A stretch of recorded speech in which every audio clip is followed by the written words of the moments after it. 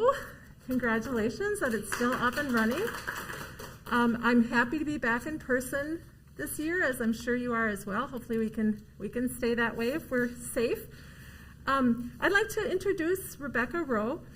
She has an incredible background. As an undergraduate, she studied in Tanzania, subsequently worked as a research assistant with the International Criminal Tribunal in Rwanda, went to graduate school in the United Kingdom, spent a summer in Turkey while in graduate school. Her brother's married to a Chinese national, so she's traveled with them through parts of China. She also worked for the United States International Development Finance Corporation and traveled to different regions for this work, and also spent some time in Georgia, Clarkston, Georgia, which is also a very diverse and interesting place.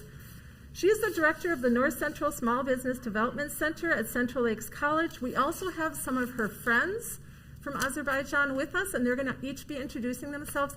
So thank you so much for coming today. We do have next month Hispanic Heritage. Gabriela Wegscheid is going to be talking with us about Latino culture.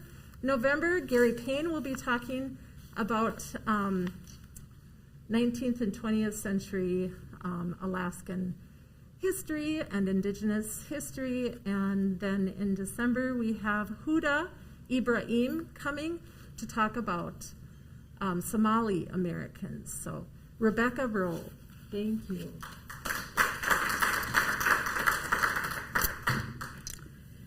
First of all, thank you so much for inviting me to participate. I'm very glad to be here today, and I thank Tracy as well as the very patient IT staff for their assistance setting everything up. This is a really neat series that Central Lakes College has put together, and I'm really glad to be here.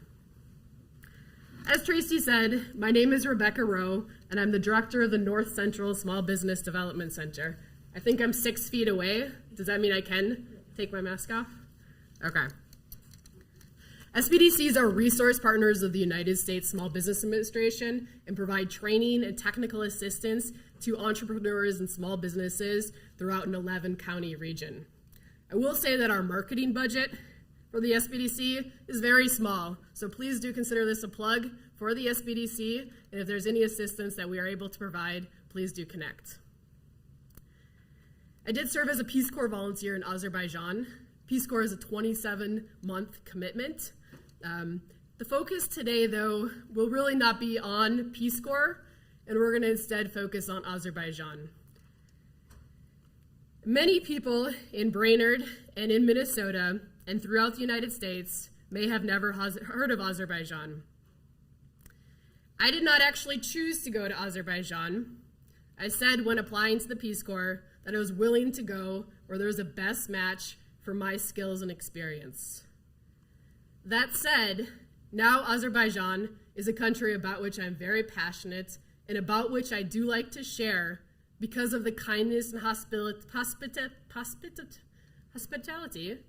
It's a word in Azerbaijani that's said very frequently. The idea that Azerbaijani culture is very hospitable. And because of the graciousness that the Azerbaijani people displayed to me for 27 months, I always, feel the privilege and the honor to be able to share what I know, but also to share with you some of my good friends from Azerbaijan. Most people on this screen I've now known for over a decade, and you'll see some pictures in which they look a little different.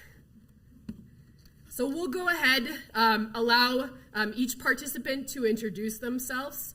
We'll start with Emil. Yes, hello everyone. Thank you for coming to listen about my homeland country, and thanks Rebecca for the opportunity. My name is Emil. I'm currently enrolled for my master's studies at the University of Glasgow in the UK. And soon I'm moving to Lisbon to write my dissertation on wine culture. So through my undergraduate degrees, I was in tourism and hospitality sphere and worked for several years for Azerbaijan Tourism Board and Baku Tourism Information Center in promoting urban and city tourism. And today I'll be sharing some information about my homeland. Thank you very much. Thanks so much, Emil. Ali?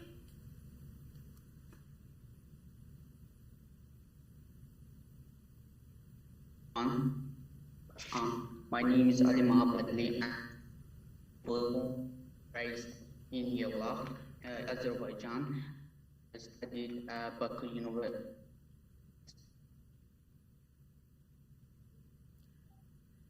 Ali was a law student. I know Ali very well. He studied for 4 years at Baku State University. He's actually currently in Yevlax, which is a region of Azerbaijan, and so he's not in the capital city, and there's sometimes a little more challenges for the internet, but he's studying his master's degree right now, also at Baku State University, and next year he plans to study in France.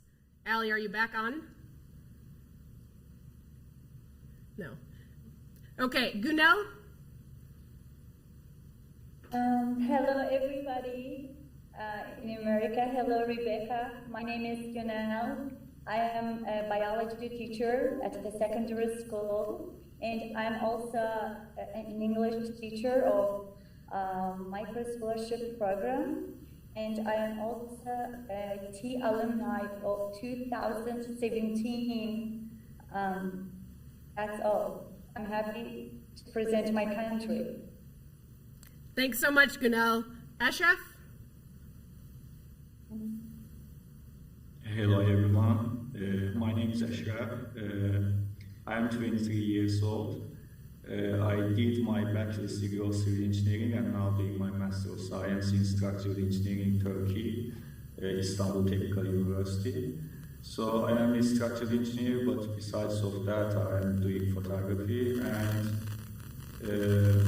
I am from Yevlax. I lived for many years and I finished my high school in Yevlax, which is a small town in Azerbaijan, in the center of Azerbaijan, where Rebecca also did her volunteering in Yevlax, but now I'm living in Baku, and I am happy to present to you today. Our final guest, which I'm not sure if you can see, her name is Reyhan Hanım. Hanım is like Mrs., and so I say Reyhan Hanım. She actually has COVID, and so she might join a little, but she is not feeling quite well today. So we wish her well. So Emil will proceed. Yes, yes. Emil will proceed with you in geography. Thank you. Thank you very much. Okay, so without further ado, we will commence with geography of Azerbaijan. So the country is located at the boundaries between Western Asia and Eastern Europe. It's kind of the intersection between Asia and Europe. It's bounded by the Caspian Sea to the east, and in the south it's bounded by Russia. In the south it's bounded by Iran, in the north by Russia, in the northwest by Georgia, and in the southwest by Armenia and Turkey. The size of the country is approximately about 87,000 square kilometers. And the Caspian Sea, which is in the east of the country, is the largest inland lake in the world, and by this it's actually officially called as a sea. And it doesn't flow to any external body of water. Next slide, please. About 2 and 4 million Azerbaijani. Yeah, we missed one. Sorry, Emil. I clicked too fast. Yeah. So the capital city of Azerbaijan is Baku, which is located in the eastern part of the country, at the seaside of Caspian Sea. It's an Absheron Peninsula.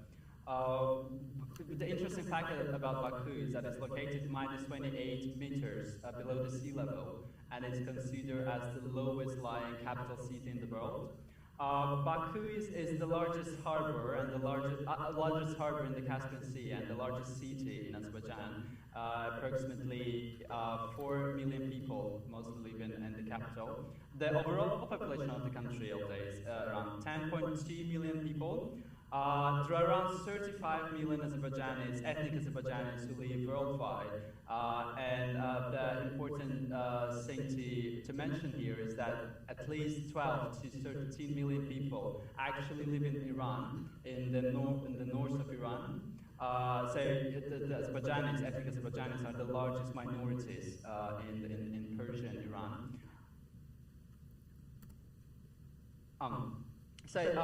Yes, as I already mentioned, Baku is the largest city, followed by Simgayi, Ganja, Lankaran, and Mingachevir. Silk Road passed through several cities in Azerbaijan, mostly towards the direction in the northwest. That was one of the main reasons that several cities they were developed throughout the history. About 2.4 million of Azerbaijanis they live in the metropolitan area of Baku in Absheron Peninsula. According to the World Bank, 56% of Azerbaijani population they live in urban areas, so it's mostly in the cities that I've mentioned. And the orange dots that you can see on the map, it's the cities with population greater than 36,000 people. So this is the picture of Baku. As you can see, it's a vibrant city, and it has been developed through the last decades after Azerbaijan gained its independence, and now one of the emerging city tourism destinations of Europe. You can see more of the photos also and official tourism websites of Azerbaijan, which is Azerbaijan.travel and SalamBaku.travel as well. Baku is Emil's hometown. Yes, that's true. I forgot to mention I'm from Baku. So the geography of Azerbaijan is dominated by the Caspian Sea, which plays a huge role in Azerbaijan, starting from the climate to the economy of the country and mountain ranges. So in the north, Azerbaijan is in the South Caucasus region, and in the north of the country is Greater Caucasus Mountains, where the highest point of Azerbaijan is, which is Bazardizi. It's around 4,400 meters. And in the southwest, it's Lesser Caucasus Mountains. We have also a mountainous area in the southeast of the country, which are Talish Mountains. It's the area which it's a very humid subtropical area of the country where actually Azerbaijani tea comes from. We'll talk about it later. So mountains cover about 60% of the land of Azerbaijan, and the central area they're mostly flat lands, and the temperature is mostly humid and semi-desertic. The same applies for Baku, for Absheron Peninsula. It's one of the popular destinations for beach and summer tourism because of the seaside of Caspian Sea, and the temperature in summer it's quite favorable for beach tourism. And then we have also Nakhchivan, which is isolated from the mainland Azerbaijan, and it's located in this area. So the absolute minimum and absolute maximum temperatures of Azerbaijan, they were recorded actually in Julfa and Ordubad, which are located in the small autonomous republic of the country. You'll hear Yevlak mentioned a couple times. Most on this call, Ashraf, Gunel, and Ali, are all from Yevlak, which is right here in Azerbaijan, and that is as well where I served as a Peace Corps volunteer. Ali? And also... sorry. Emil, sorry, keep going. I'm sorry. Just a second, Ali. Just wanted also to mention that 9 out of 11 climate zones are present in Azerbaijan. One interesting fact about Absheron Peninsula is that the vast majority of the world's mud volcanoes are located outside of Baku in the peninsula. Thank you. Very interesting. Thank you so much, Emil. That was wonderful. Ali? Welcome. I'm sorry. The weather, because of the weather, is windy. In the internet is weak, very weak. My name is Alima Batle. I was born and raised in Yevlax. I studied at Baku State University Law Faculty, and I graduated this university 2021 year. And I am currently studying for master's degree at Baku State University Law Faculty. Next year, I continue master's degree at Lyon University in France.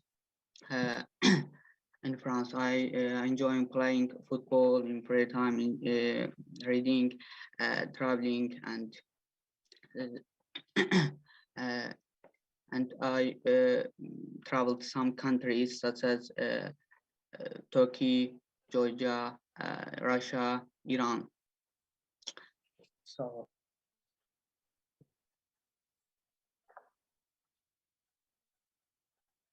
And she got COVID, so they had to cancel their trip. So, Ali, can you share about the history of Azerbaijan?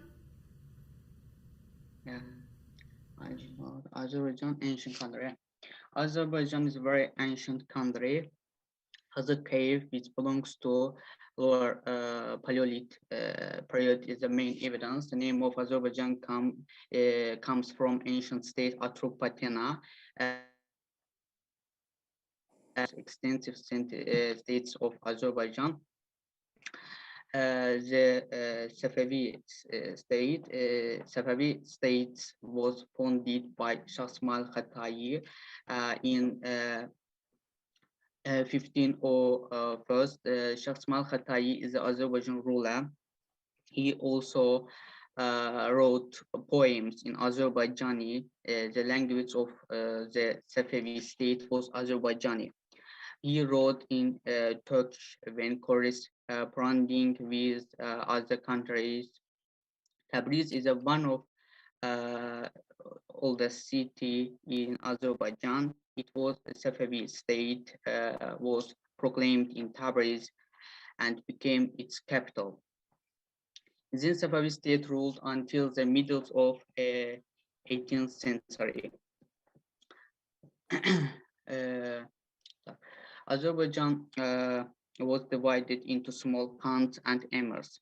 Later, Iran and Tsars Russia began to fight Azerbaijani. In 1813, the Julistan Peace Treaty was signed.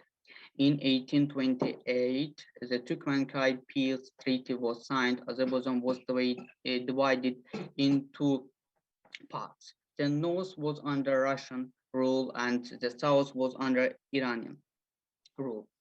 The terms of treaty divide Azerbaijan two parts, bordering the Araz River, and one of the main conditions was resettlement, and one of the main conditions was the resettlement of thousands of Armenians to Azerbaijan. And on May 28, 1918, the Azerbaijan Democratic Republic was proclaimed. Was proclaimed. Madam, the territory, Azerbaijan Democratic Republic territory, 114,000 square kilometers. Azerbaijan government asked the Ottoman for help because Baku was hands of Bolsheviks. The Caucasus Islamic Army entered Azerbaijan and liberated Baku from the occupation.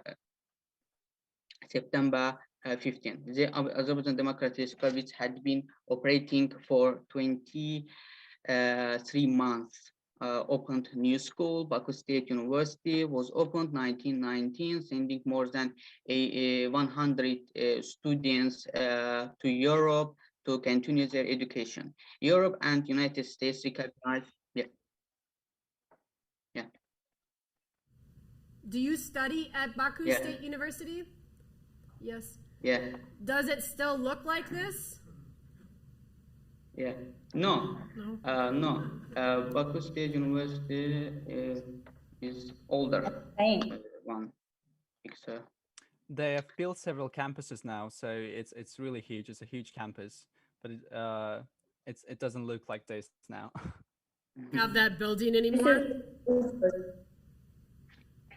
They do have the main building, but also they've built around the campus several other ones because the students who were applying for Baku State University, the number of them were growing like year by year.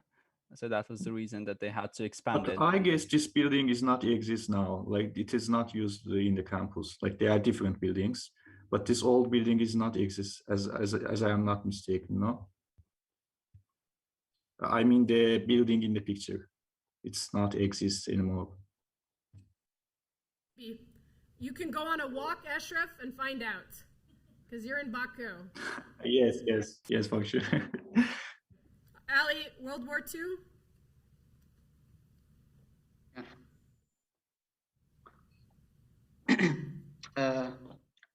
Europe and United States of America recognized the Azerbaijan Democratic Republic as a de facto independent state.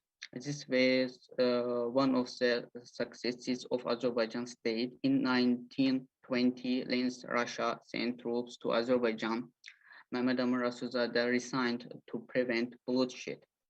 In 1920, Russia created in the Azerbaijan SSR. In 1941-45, Azerbaijan sent 600,000 soldiers to the front, half of whom did battle. Baku oil was the main driving force of the war. I would say that the victory of the USSR wouldn't have been possible without Baku oil. Then in 1950-1960, about 100,000 Azerbaijanis were deported from their land from Armenian SSR. On October 18, 1991, the Republic of Azerbaijan regained its independence. However, since 1989, Armenians began to commit massacres against Azerbaijanis. In 1991, Nagorno-Karabakh declared its independence without the consent of the Republic of Azerbaijan. This led to the outbreak, the First Karabakh War. In 1992, they committed genocide in Khojaly. 613 people were killed in Khojaly. 8 families were completely destroyed. 1,275 people were taken prisoner. The fate, most of them still unknown. They were killed because they were Azerbaijani. This is horrible. Ali, there were many internally displaced people in Azerbaijan, right? Including in Yevlak, and they slept on the second story of school number 7. And Gunal, did they live at school number 5 as well? Yes, sure. And they lived where I studied, the school number 4. I can remember I was in the 5th grade when they came, you know. Right now, I really felt that day that, you know, it was really hard time for Azerbaijan. I will never forget this. Okay, so Ali, now we're at 1994 through 2020.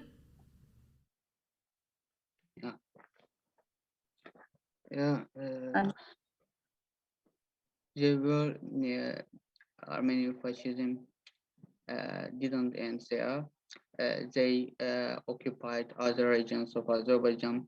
The United Nations confirmed the occupation and demanded the complete withdrawal of Armenian forces from Azerbaijan. In 21st century, we saw Karabakh war again with own eyes. 2020, according to the 51st Charter of UN, Azerbaijan has self-defense. right. Azerbaijan used this right only after 26 years later. Azerbaijan government wanted to solve this problem with peace talks more than once, but Armenian didn't agree with peace talks and began to relocate people to Karabakh. This was international crime. From this point of view, the war that Azerbaijan started in Second Karabakh War So Azerbaijan was was then also able to regain some of its territory in 2020, correct? yeah. So Right. Jar. Correct?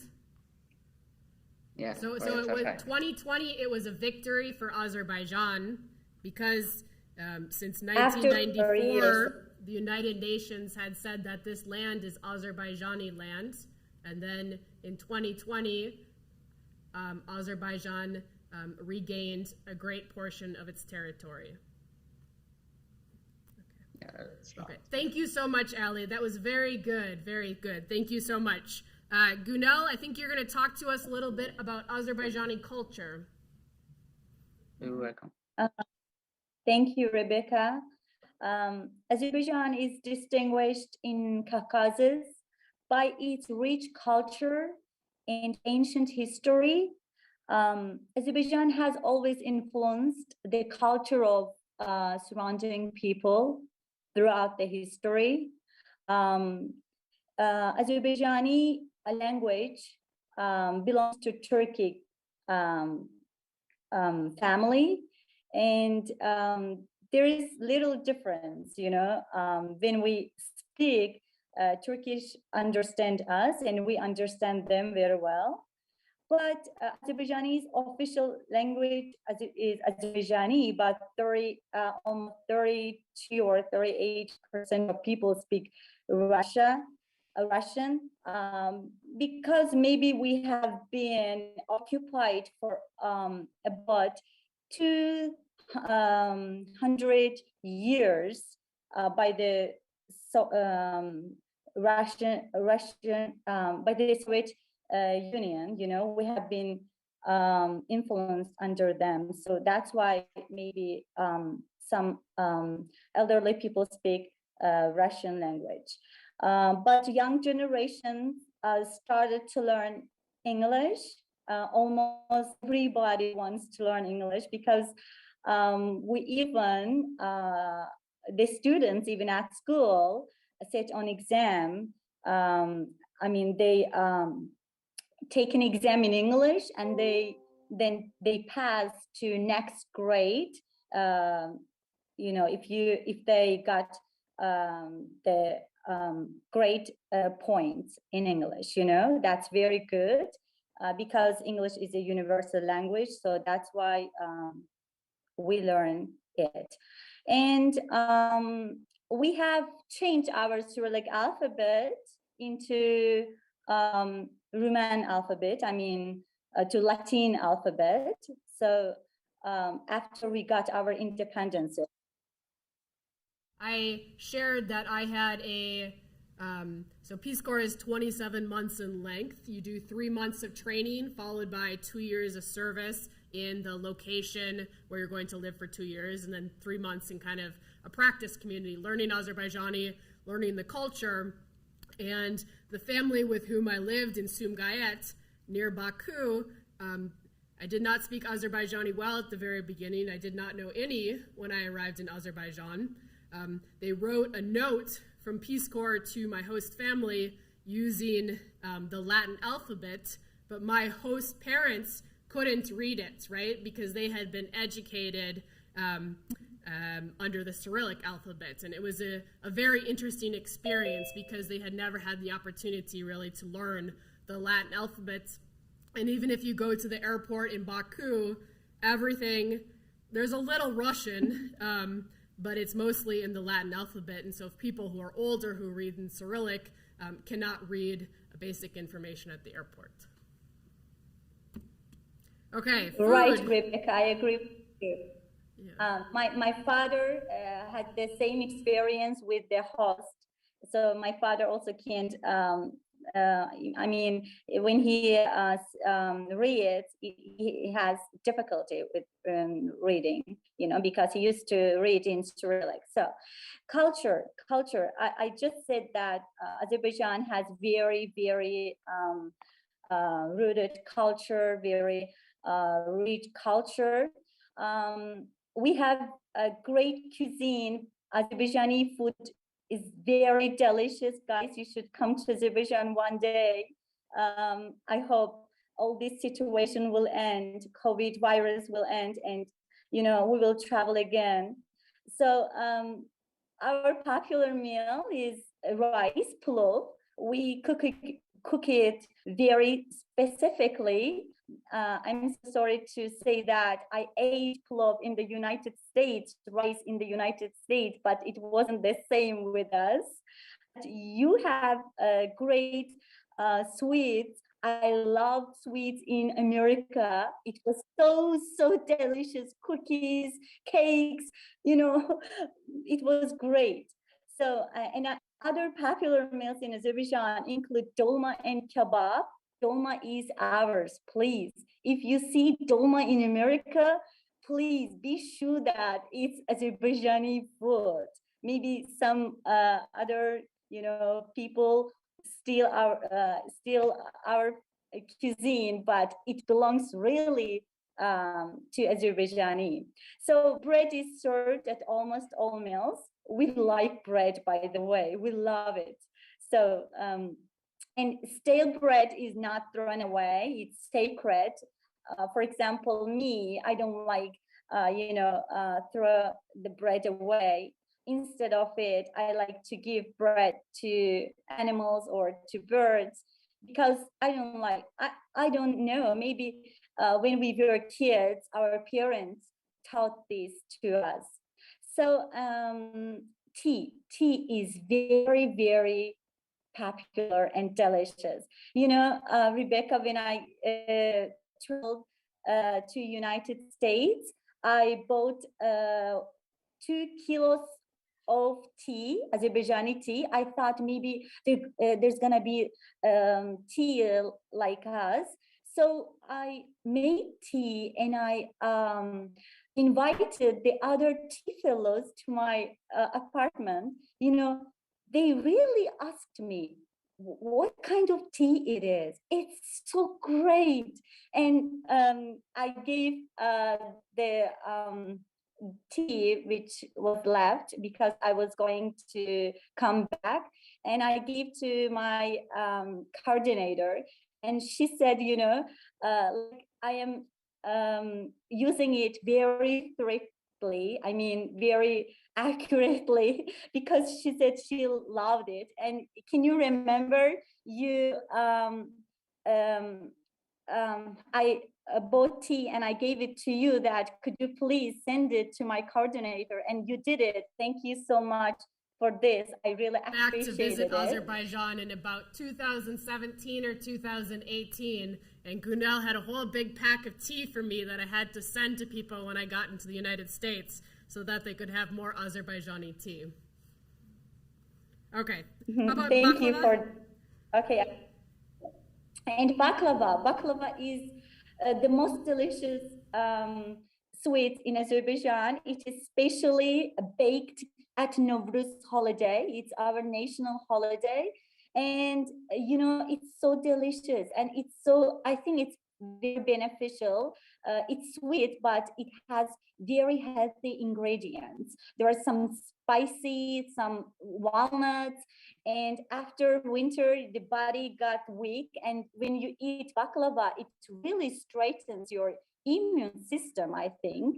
So that's why I love it. And what else? What else should I talk about? Can I please add one point as well? Yes, please. When we talk about dolma, it's not just our words that it's Azerbaijani dish. Dolma making and sharing tradition is recognized by UNESCO as an intangible heritage and as an Azerbaijani dish. Just wanted to add this as well. You're right. Emil, You're is that right, Yarpak absolutely. dolması? Is it, Emil, are you talking about grape leaf dolma? Yes, I'm talking. Yes, I'm talking about the first picture. Okay. It's a meatball which is covered by wine leaves, which I really miss now, actually. Right.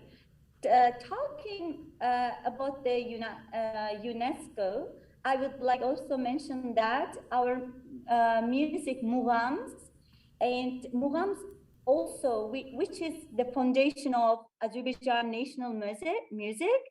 It is not, and it is recognized by UNESCO, and the UNESCO, which is the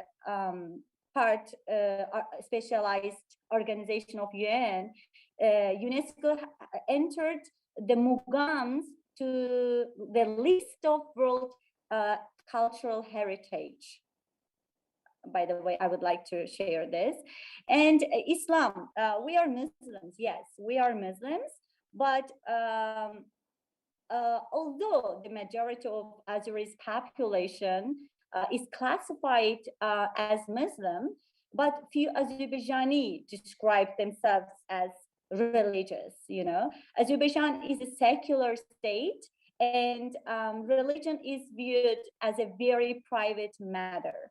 So the country, so everybody here is very free to choose their religion. So that's why here in Azerbaijan, you can see Christians, you can see Jewish people, Orthodox, and other minorities. And this is our picture. I love it. You know, it seems like I was yesterday. I was in America, you know, yesterday. So Gunal will mention yes, tea. it's She's been Washington mentioning State. tea in a couple different contexts, right? Tea as in the drink, but also tea as the teaching excellence and achievement. And so she was a tea fellow beyond enjoying Azerbaijani tea and came to the United States for a period of time. That's right. You came to visit me. I was alone. I traveled to the United States alone for the first time, you know, because that was my biggest dream in my life, that I would someday travel to America and I will see America, and my wish came true. And here I was presenting my country. I was talking all about my country. It was so proud because I love my country. I love my history. I love my people, tradition, and as well as I love foreigners. You know, I love American people because I have great relationship with them. I used to work with them when I was 18 years old. So I have a relationship. I mean, it's big. So the period, I mean, that with American people, I keep in touch with them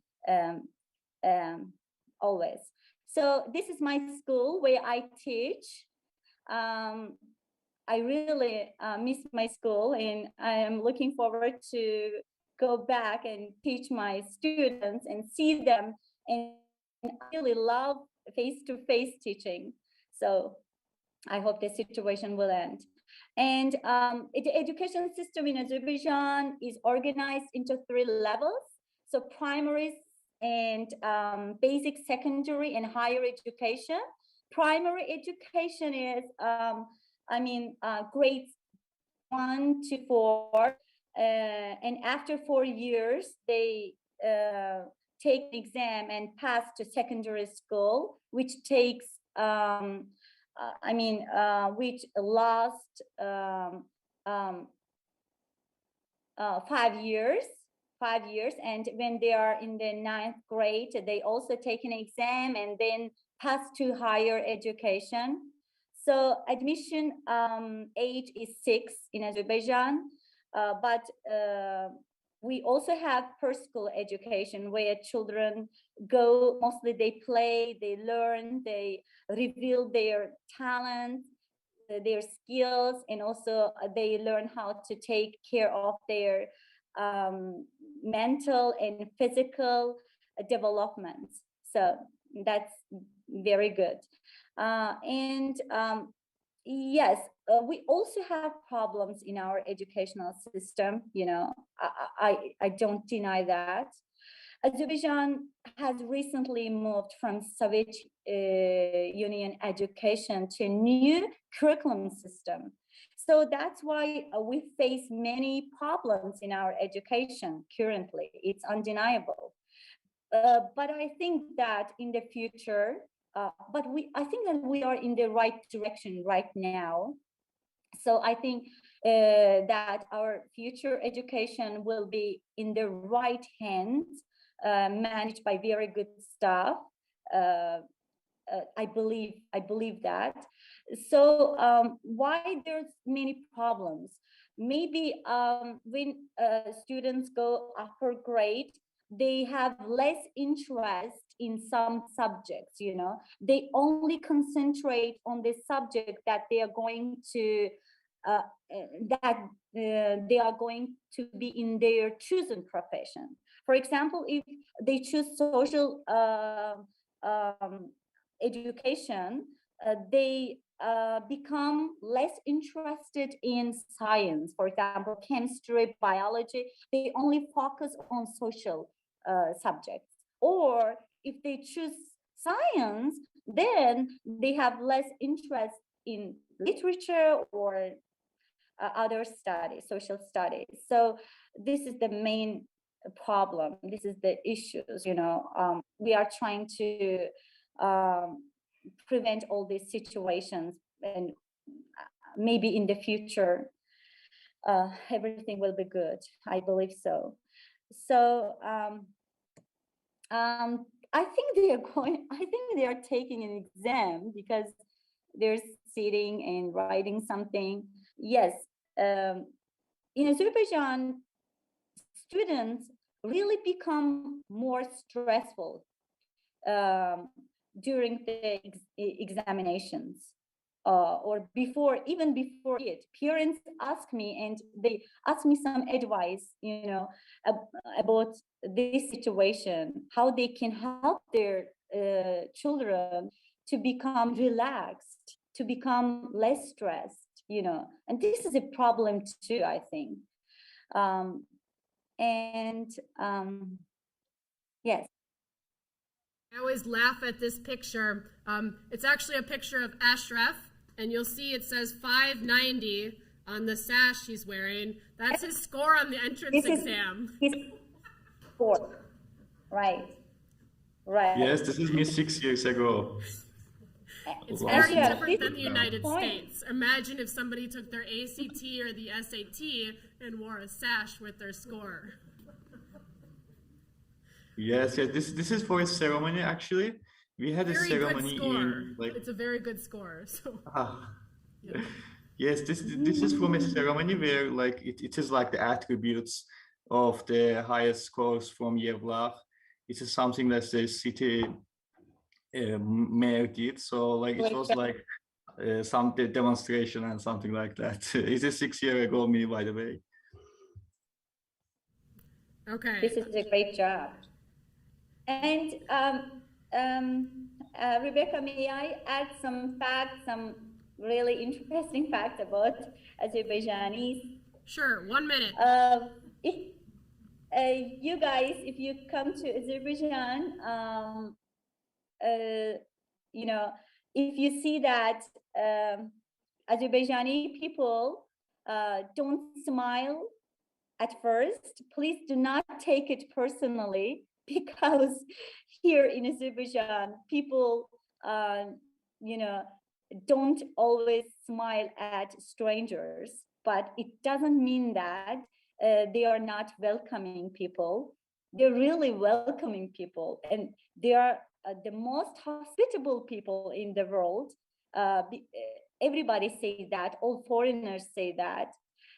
So I would say that Yes, the world's best hospitality is in Azerbaijan, really. Even a Russian poet who came to Azerbaijan long ago, he described Azerbaijani like this. If you knock on somebody's door saying that you are a foreigner and you have no place to live or stay, the host will open the door and will give you the largest room in the house. So we are really like that. We love guests and we love foreigners. We really love sharing. So Thank you, Gunal. I think what that else? was so good. We're so appreciative of learning about education from you as a teacher, and your husband also serves as a director of a school in Yevlak. Thank you, Gunal. Ashraf? Thank you. Okay, now I'm going to speak about the Azerbaijani people and society. So the current population of Azerbaijan is over 10 million, and like the dominated nation in Azerbaijan is Turks, as mentioned before. Like as you see from this map, like there are Azerbaijani and Turks in the most parts of Azerbaijan, but it doesn't mean that we are not multicultural. You can see here there are lots of ethnic groups, and there are also 100 over 100 ethnic groups in Azerbaijan, which are not like they are minorities and haven't seen in this map. But if you ask like what are Turks, Turks are the yes, I want to show here. Like Turks, some like due to some scientists, some science papers, Turks are like race because they are so much and they are all over the world. They started they initiated their roots from China, like today's China. It was before our center, and they started to move all along the world, as you see here. And as you see from this map, that some of the roots, some of the movements come to Azerbaijan. So they settled in Azerbaijan. So now Azerbaijan's major and official language is Azerbaijani, which is from Turkish language groups. And there are also other, Rebecca, can you please go back? So on the map, yeah, thank you. So there are also other countries that have the Turkish language. For example, Kazakhstan, Turkey, Uzbekistan, Turkmenistan. Like we can speak to each other in our, like they speak their own language and we speak ours, but we understand each other from being the same like language group. And also like the most part, the half of Iran and a big part of Russian population and a giant part of Chinese population is also Turks. That's what I want to say about like our main nation. But this doesn't mean that like we are not multicultural. Actually, I would say that Azerbaijan is a country that you can see diversity. Like it is one of the unique countries that you can see so many people. For example, you cannot identify a person by looking at him or her, saying that you are Azerbaijani, because we look very different. We have like blonde people look like Arabs, people look like Russians, people look like Europeans. So there's lots of cultures, lots of nations, lots of ethnic groups. So and also our main religion, as Günel Khan mentioned, is Muslims, but we have lots of different religions, religious people, like in Azerbaijan, that historically settled, relocated, or themselves came to Azerbaijan because of Azerbaijan's geography and resources. So can we move to the next slide? Yeah, for example, like Azerbaijan's people, as the dominant religion in Azerbaijan is Islam. Like we are Muslims from 7th century of this 7th century. So like, but you can see here that in 1214, like there is a monastery, a church in Karajar, a part of Azerbaijan. Like it means that like during the history, during of the people, most of the people in Azerbaijan being Muslims, there were other religions too. So next slide, please. And this is a fire temple in Azerbaijan near Baku, near the capital of Azerbaijan. Like it made in 17th century, and like it has been like the place for fire worshippers for many years, and for different religions that worship the fire. So this is also, I will say that the fire temple, which is at Ateşkes Mabedi in Azerbaijan, is one of the cultural samples of UNESCO. And if we can move forward. And yes, speaking about the peace in Azerbaijan, like the multiculturalism in Azerbaijan, I will speak about a sample. For example, this is a Khnalik village. We have a Khnalik village which village is on the top of a mountain and 2,350 meters above the sea level. Like there's only 2,000 people living in Khnalik, and they have their own ethnical identity, Khnalik people. Like they have their own language and they have their own culture. But during the history, their culture stayed intact. Like they can even keep they are so their number are so few, but they still keep their language. Like I think this means like the tolerance of cultures in Azerbaijan. And there is a bunch of photos from Khnalik people I want to show you in the next slide. Yes, these are like the residents of Khnalik, and they are, like as I said, Khnalik people. They are ethnical group is Khnalik, and they are the only unique representatives of this race. So the other ethnical minority I will speak is about Malakans. Like Malakans are Christians and are from Russia. They were actually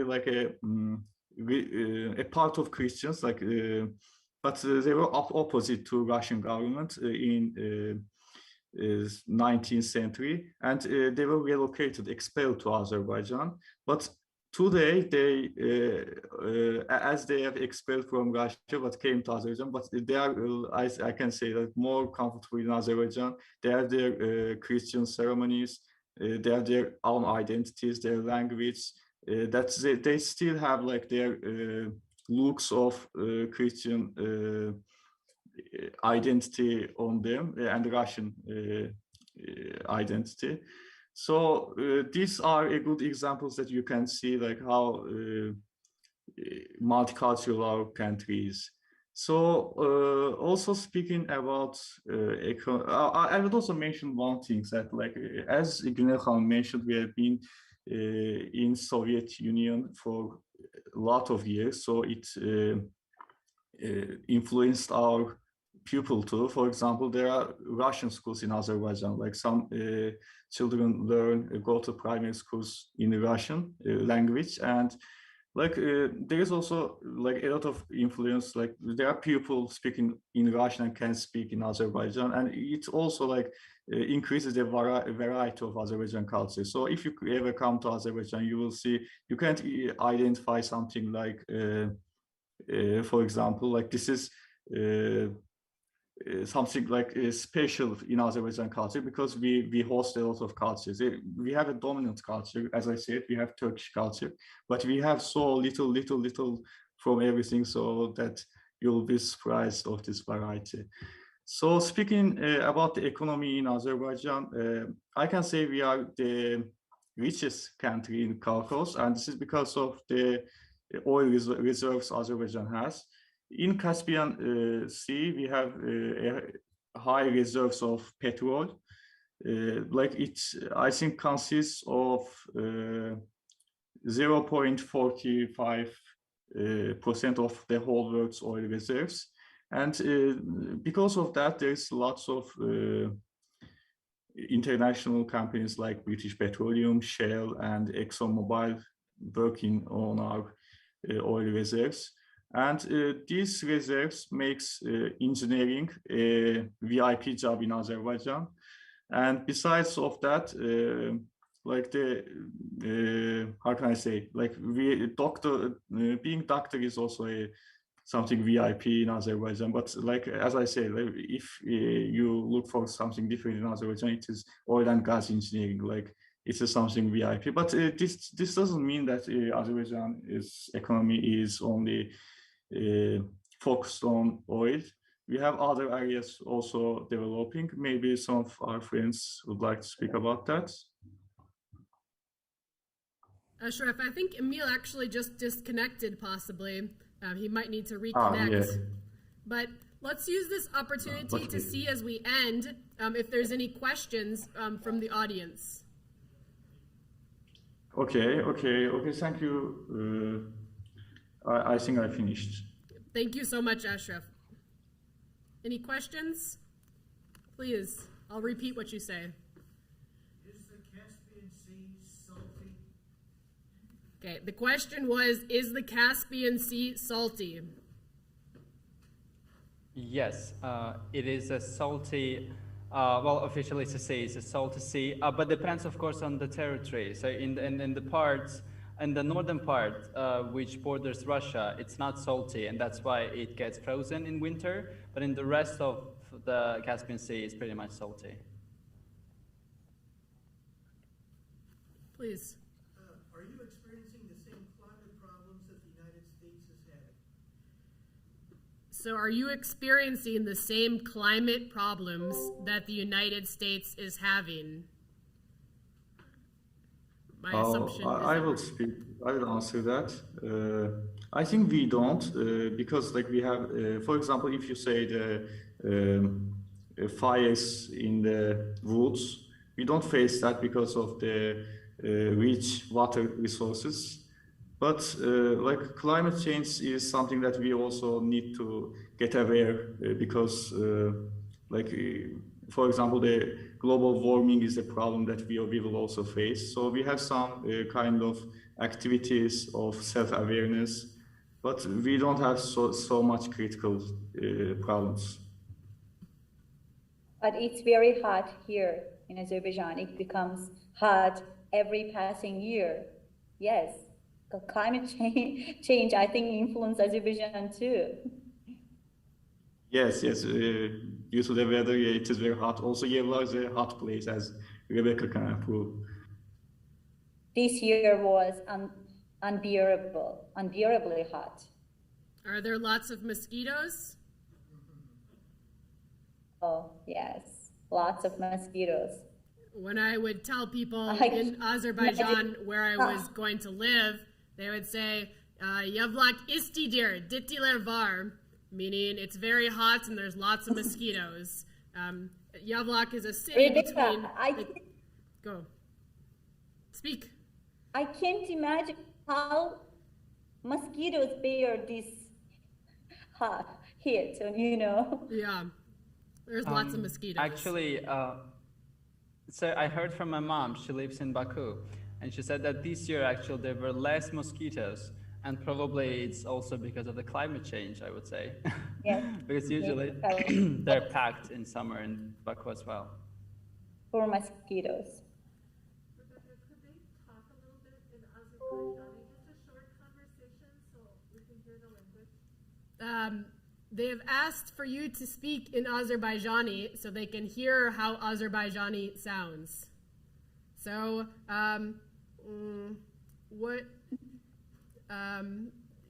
it's what time is it? It's 9:58 p.m. today. In Azerbaijani, tell me what you did today, Ashraf. Okay. Azerbaycanca. Herkese salam. Mən hal-hazırda magister diplom işimin üzərində işləyirəm. Bugün səhər durdum, idmanla məşğul oldum. Ondan sonra diplom işimin üstündə işləməyə başladım. Ashraf, CrossFit? Yeah. So yes, Ashraf... we understand Yes, I'm doing CrossFit. I just said that I'm doing my master's thesis now. When I got up in the morning, I did some CrossFit, and then worked on my master's thesis. This was what I said in Azerbaijani just now. Emil's actually in London. So Emil, what did you do today? Azerbaycanca. So mən bugün əsasən öz ikinci doz vaksinimi almaq üçün xəstəxanaya getməli oldum, amma vaksin ala bilmədim təəssüf ki. Çünki 8 həftəm hələ yekunlaşmamışdı. So I said that I was dealing with my second dose of vaccine today, and I went to the hospital, but unfortunately I couldn't get it because in the UK, by the regulations, you have to wait 8 weeks between the doses, and mine is not due yet. So Gunel, you have 2 children. What did you do with your children today? Ben Azerbaycanca. seher Yeah, durdum. okay. Seher durdum. Uşaqlarım üçün seher yemeği hazırladım. Daha sonra online dersime koşuldum. Biraz onlarla məşğul oldum, dersləriyle məşğul oldum. Sonra ne edeceğim hakkında işledim, size ne danışacağım, necə olacaq, bunlar hakkında düşündüm. Bu kadar. Bu kadar. I got up in the morning and You fed your children prepared breakfast. breakfast for my children, and then I had a great time with them. We watched TV, and then I joined my online course, and then I worked about this meeting, what I'm going to talk, what I'm going to do. That's all. Thank you so much. Are there any final questions before we actually? There's an Azerbaijani delicacy outside, and so a kind bakery in Minnesota here has made for us some good yarpak dolması, which is the grape leaf dolma.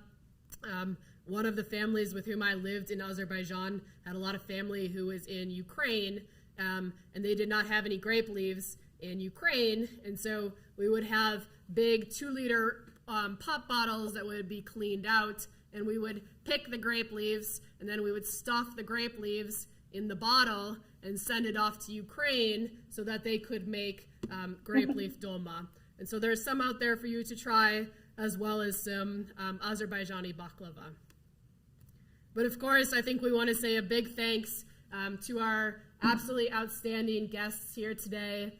Thank you, Gunel. Thank you, Ashraf. Emil, thank you so much. And Ali, you all did very fantastic. Also, Rebecca, I would like to mention about the music list. Can you show that? I did.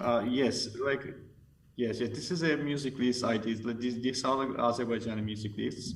I put some YouTube links there. You can get them from Rebecca, and there's different genres, as you see. You can listen to them. I think you will love them. Okay. This is being recorded, so if you want to go back to the recording or copy the link somehow. Super. Okay. Thank you. We'll disconnect now. Thank you so much. Go to sleep. Have a good night. Stay safe. Bye-bye. Okay. Yeah. Thank you. Bye. Take care. Thank you.